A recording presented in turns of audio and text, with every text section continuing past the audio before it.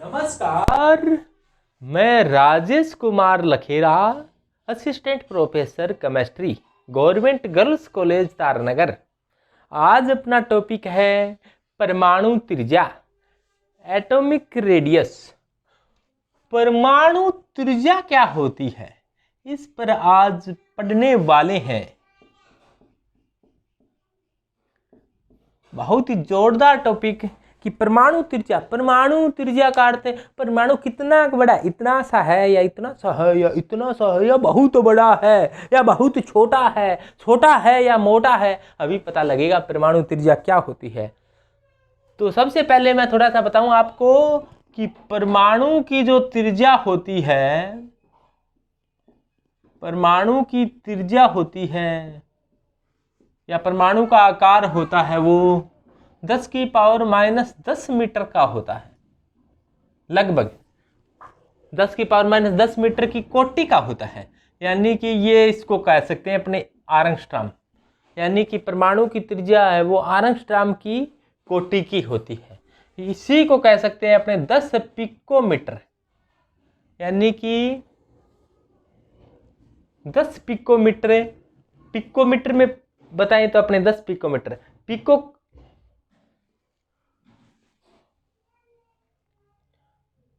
Pico का अर्थ होता है 10⁻⁻12 यानी कि 100 पिकोमीटर।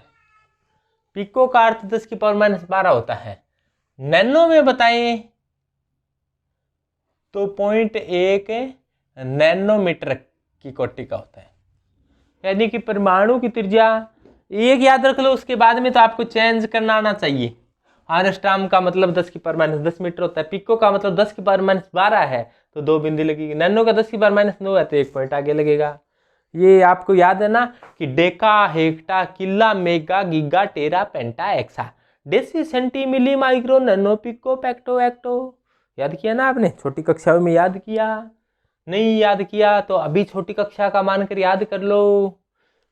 कि थोड़ा सा बता दूं मैं, deci, centi, milli, micro, nano, pico, femto, atto, ये ऐसे होता है। डेसी सेंटी, इसको एक बार क्रम से याद करो। Deci, centi, milli, micro, nano, pico, femto, atto. Deci का अर्थ बताओ 10⁻⁻1 तो बताओ सेंटी का, मिली का, एक एक बढ़ाते जाना है। 10⁻⁻1, -2 और -3। 3 के बाद में फिर 3 के गुणांक में 1 तियो तियो 2 तिया 6। 3 के बाद में 6, 6 के बाद में 3 के अंतर से फिर 9, 12, 15, 18, उसके बाद में 21 और 24 वाली और होती है, पर इतने से अपना काम चल जाएगा। Deci, centi, milli, micro, deci, centi, milli, micro, nano, pico, femto, atto. एक बार आप याद कर लोगे ना क्रम वाइज, बहुत ही रोचक तरीके से। Deci, centi, milli, micro, nano, pico, femto, atto. एक ऐसी और होता है, ये तो माइनस में थी, प्लस में क्या होता है? Deka, hecto, deci, centi, milli, micro, nano, pico, femto, atto. हो गया ना याद? बस ऐसे याद हो जाता है। ये तो माइनस की थी, प्लस में कैसे याद करनी है इनको? प्लस वाली कैसे याद होगी? कि डेका, एक्टा, किला, डेका, हेक्टा, किला, मेगा, गीगा, टेरा, पेंटा, एक्सा। ऐसे याद कर लो आप कि डेका, हेक्टा, किला, मेगा, गीगा, टेरा, पेंटा, एक्सा। कि डेका, हेक्टा, किला, मेगा, गीगा, टेरा, पेंटा, एक्सा। डेका, हेक्टा, किला, मेगा, गीगा, टेरा, पेंटा, एक्सा। तो इस प्रकार से आपके याद हो जाएगा 10 सेंटीमिली माइक्रो नैनो पिको पेक्टो एक्टो टेका एक्टा किला मेगा टेरा पेंटा एक्सा। सभी के याद हो गया, शाबाश, सभी अच्छे बच्चे हैं। तो ये बात ऐसे थी। तो अब आपके ध्यान में आ जाएगा कौन सी बात कैसी है। अब देखो, परमाणु बहुत ही छोटा है, परमाणु की त्रिज्या क्या होती है। अब अकेले परमाणु को पकड़कर उसकी त्रिज्या को मापना, कि लाओ स्केल लाओ, फुटा लाओ, मापें, बड़ा मुश्किल काम है। तो परमाणु की त्रिज्या है वो कैसे ज्ञात की जाती है। दो परमाणु को, जो जैसे दो बंधे हुए परमाणु है, ये बंधे हैं, यहाँ ये परमाणु है, ये परमाणु बंधे हुए हैं। हो सकता है कि बंधे हुए हैं, उनके बीच की थोड़ी दूरी भी हो सकती है, नज़दीक भी हो सकती है, बहुत नज़दीक भी हो सकती है। ये भी बंधा हुआ है और ये भी बंधा हुआ है, ये भी बंधा हुआ है और ये भी बंधा हुआ है। और हो सकता है कि कोई इस प्रकार से बंधा है, ये भी बंधा है और ये भी, इनके बीच में बंधा हुआ का मतलब आकर्षण है। जैसे एक तो रस्सी से बांध दिया जाए, वो भी बंधा हुआ है। जैसे अपने पशु है, पशु को रस्सी से बांध दिया गया, ठाण गए कन्ने रस्सी बांध दियो तो वो बंध गयो। दूसरा है कि उसको अपने चाट वगैरह डाल दी, चाट वगैरह डाल दी तो चाट को खाने लग गया, तो चाट के साथ उसका आकर्षण है, आकर्षण से बंधा हुआ है। या अपने कोई गाय है, गाय का जैसे बच्चा है, बच्चे को बांध दिया तो गाय दूर नहीं जाएगी, उसके प्यार में बंधी हुई है, उसके आसपास ही घूमती रहेगी। तो बिल्कुल बंधा हुआ है। जैसे ये देखो, मैं करमवाई जी बना देता हूँ इनको, इनके बीच की दूरी देखो, कोई इस प्रकार से बंधा है कि इसके अंदर घुसने को हो रहा है, कोई इस प्रकार के बंधा है कि इस प्रकार से स्पर्श कर रहा है, कोई इस प्रकार से बंधा है कि थोड़ी सी दूरी है, और कोई इस प्रकार से बंधा है कि बहुत दूरी है। तो परमाणु की त्रिज्या है वो क्या होती है। दो बंधित परमाणु, ये परमाणु इसका नाभिक है, ये परमाणु इसका नाभिक है, और नाभिकों के बीच की दूरी को क्या कहा जाता है, बंध लंबाई। नाभिकों के बीच की दूरी को क्या कहा जाता है, बंध लंबाई। दो नाभिकों, दोबारा सुने, दो बंधित परमाणु के नाभिकों के बीच की दूरी को क्या कहा जाता है भाई, बंध लंबाई। ये है जी बंध लंबाई, बॉन्ड लेंथ। ये क्या है भाई, बॉन्ड लेंथ है। What is this, this is bond length. ये बंध लंबाई है। क्या है, ये बंध लंबाई है, ये बॉन्ड लेंथ है। ये भी क्या है भाई बोलो, ये भी बॉन्ड लेंथ है। ये लो जी, ये बॉन्ड लेंथ है, ये बंध लंबाई है। दो बंधित परमाणु के नाभिकों के बीच की दूरी बंध लंबाई है, बंध लंबाई है, बंध लंबाई है। समझ में आई है क्या। दो बंधित परमाणुओं के नाभिकों के बीच की दूरी को बंध लंबाई कहा जाता है। अब बंध लंबाई बंध पर डिपेंड करती है, कोई बहुत तेजी से बंधा हुआ है, कोई स्पर्श करता हुआ बंधा हुआ है, कोई दूर से ही बंधा हुआ है, कोई बहुत दूर से बंधा हुआ है, कई टेलीफोन में बंधेड़ा हुआ है, बात करके ये खुश हो जाएगा, हाँ बंध रहा। तो बंध लंबाई, दो निकटवर्ती परमाणु के नाभिकों के बीच की दूरी को बंध लंबाई कहा जाता है। और बंध लंबाई का आधा, बंध लंबाई का आधा क्या कहलाता है, परमाणु त्रिज्या। परमाणु त्रिज्या क्या है, दो बंधित परमाणु के नाभिकों के बीच की दूरी का आधा, बॉन्ड लेंथ में 2 का भाग दे दें, बीच की दूरी का आधा, ये क्या है, बंध लंबाई, सॉरी परमाणु त्रिज्या।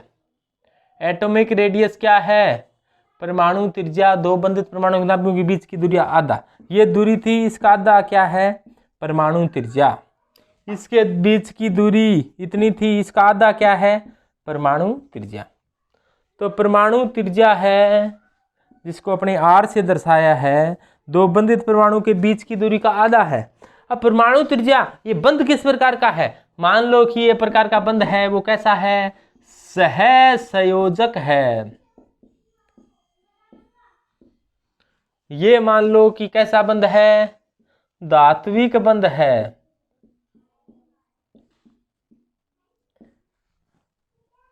ये मान लो दूर वाला क्या है, अपने 3 की बात कर लें, ये कैसा है, वंडर वाल्स बंध है।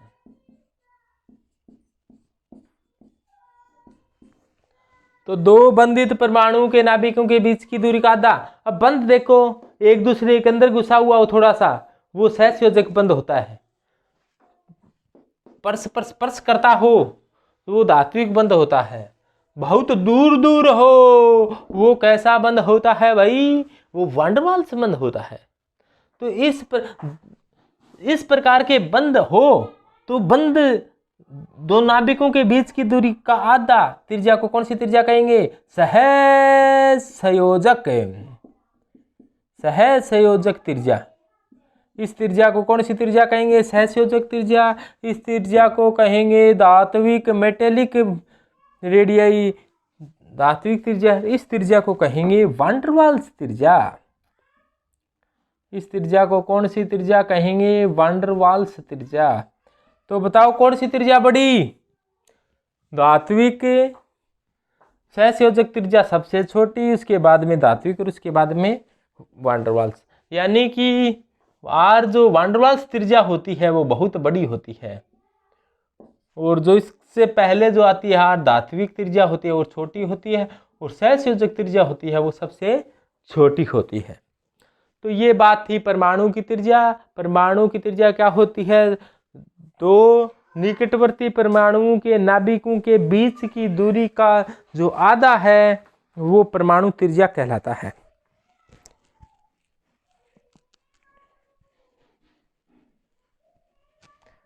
तो परमाणु त्रिज्या में एक होती है वंडर वाल्स त्रिज्या। वंडर वाल्स त्रिज्या क्या होती है, जैसे मान लो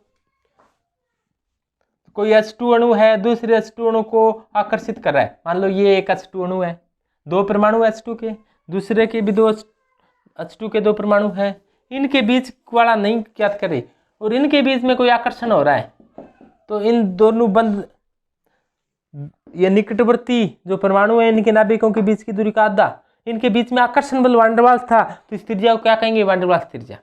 इसी प्रकार से 2 परमाणु धात्विक बंध से बंधे हुए हैं तो इनके बीच की दूरी का आधा धात्विक त्रिज्या। 2 परमाणु यदि सहसंयोजक बंध से जुड़ी हुई है तो सहसंयोजक बंध से जुड़ी है तो इनके नाभिकों के बीच की दूरी का आधा कौन सी त्रिज्या कहलाएगी, सहसंयोजक त्रिज्या। तो त्रिज्या भी कई प्रकार की होती है, कोई वंडर वाल्स होती है, कोई सहसंयोजक होती है, कोई धात्विक होती है, कोई एक आयनिक भी होती है। आयनिक त्रिज्या पर भी विचार करेंगे। तो सबसे बड़ी त्रिज्या कौन सी, वंडर वाल्स त्रिज्या। सबसे छोटी त्रिज्या कौन सी, सहसंयोजक त्रिज्या। सहसंयोजक त्रिज्या कब होती है, जब 2 परमाणुओं के मध्य सहसंयोजक बंध हो तो उनके बीच की दूरी का आधा सहसंयोजक त्रिज्या कहते हैं। सहसंयोजक त्रिज्या के निर्धारण के लिए सदैव एकल बंध होना जरूरी है। सहसंयोजक त्रिज्या का निर्धारण करना हो तो एकल बंध होना अत्यधिक आवश्यक है। एकल बंध के अभाव में सहसंयोजक त्रिज्या नहीं ज्ञात की जा सकेगी। यानी कि मैं थोड़ा सा आपको बताना चाहूं कि जैसे अपने बात करें कार्बन की, कार्बन है उसमें सरखलन का एक गुण पाया जाता है, सभी जानते हो। ये कार्बन का परमाणु है, ये कार्बन का परमाणु है। यदि इनके बीच में एकल बंध है और इनके बीच की दूरी का आधा जो ये त्रिज्या है ये सहसंयोजक त्रिज्या होगी, एकल बंध है तो, और इस त्रिज्या का मान होता है वो 1.54 एंगस्ट्रॉम होता है। यदि कार्बन कार्बन के बीच में, ये तो एकल बंध था, यदि कार्बन कार्बन के बीच में द्विबंध बन जाए यानी कि 2 बंध बन जाए तो इनकी त्रिज्या थोड़ी सी घट जाती है। कितनी हो जाती है, 1.34 एंगस्ट्रॉम। और यदि इनके बीच में ट्रिपल बंध बन जाए तो त्रिज्या होती है वो बहुत ही छोटी हो जाती है, कितनी, 1.2 एंगस्ट्रॉम। तो सिंगल बॉन्ड, डबल बॉन्ड व ट्रिपल बॉन्ड का भी प्रभाव पड़ता है। परमाणु वही है लेकिन त्रिज्या है वो छोटी होती जा रही है। सॉरी, ये त्रिज्या नहीं है, ये नाभिकों के बीच की दूरी है। इनकी त्रिज्या निकालनी हो तो 2 का भाग देना पड़ेगा। इनके बीच की दूरी 1.54 होती है, तो ये त्रिज्या निकालनी है तो 2 का भाग दो। इनके बीच की दूरी इतनी होती है, ये त्रिज्या निकालनी है तो 2 का भाग दो। तो ये सहसंयोजक त्रिज्या यही है। ये सहसंयोजक त्रिज्या नहीं है, ये सहसंयोजक त्रिज्या नहीं है। क्यों नहीं है? क्योंकि ट्रिपल बंध है यहाँ पर। क्यों नहीं है? डबल बंध है यहाँ पर। क्यों है? क्योंकि एकल बंध है। तो एक बात ध्यान रखना गौर से कि सहसंयोजक त्रिज्या का निर्धारण के लिए सदैव एकल बंध होना अत्यंत आवश्यक है। अत्यंत आवश्यक की चीज क्या है सहसंयोजक त्रिज्या के निर्धारण के लिए? कि जिन परमाणु की सहसंयोजक त्रिज्या आप ज्ञात करना चाह रहे हो, देख लो कि उनके बीच में एकल बंध है या नहीं। एकल बंध है तो उस त्रिज्या को सहसंयोजक त्रिज्या कहेंगे, अन्यथा उन त्रिज्या को सहसंयोजक त्रिज्या कभी नहीं कह सकते अपने। तो देखो, यदि आप हाइड्रोजन की सहसंयोजक त्रिज्या ज्ञात करना चाह रहे हैं तो H2 अणु लो, या आप ऑक्सीजन की सहसंयोजक त्रिज्या ज्ञात करना चाह रहे हैं तो H2O2 अणु लो। क्योंकि H2O2 में क्या होता है, ये बात ऐसे होती है, इनके बीच में ऑक्सीजन के बीच में एकल बंध होता है H2O2 में। आप O2 ले लिया तो O2 में ऑक्सीजन के बीच में डबल बंध है, तो सहसंयोजक त्रिज्या ज्ञात नहीं हो पाएगी। यदि आप कार्बन की ज्ञात करना चाह रहे हो सहसंयोजक त्रिज्या, तो आप एथेन लो, कार्बन के बीच में एकल बंध है। इसी प्रकार आप नाइट्रोजन की ज्ञात करना चाहते हो तो N2 नहीं ले सकते, क्योंकि N2 के बीच में ट्रिपल बंध है, ये नहीं ले सकते। तो क्या लेना पड़ेगा आपको? हाइड्राजीन। कौन सी जीन? हाइड्राजीन। हाइड्राजीन क्या होती है भाई? देखो, हाइड्राजीन का सूत्र क्या बेचारे का, ये लो जी, हाइड्राजीन। NH2 सिंगल बंध NH2, NH2 को ही हाइड्राजीन कहा जाता है। तो इस प्रकार से क्लोरीन की सहसंयोजक त्रिज्या ज्ञात करना चाह रहे हो तो Cl2 ले लो, क्योंकि Cl और Cl के बीच में एकल बंध ही होता है। इसी प्रकार फ्लोरीन की ज्ञात करना चाहते हो तो F2 ले लो। तो बस इतना सा ध्यान रखना है कि आप सहसंयोजक त्रिज्या ज्ञात करना चाहती हो तो जिस परमाणु की सहसंयोजक त्रिज्या ज्ञात करना चाहती हो उनके बीच में एकल बंध होना अत्यंत आवश्यक है। धात्विक बंधे, 2 धात्विक परमाणुओं के नाभिकों के बीच की दूरी का धात्विक त्रिज्या कहलाती है। इसके बाद में आती है आयनिक त्रिज्या। कोई भी धनायन बनता है, ऋणायन बनता है।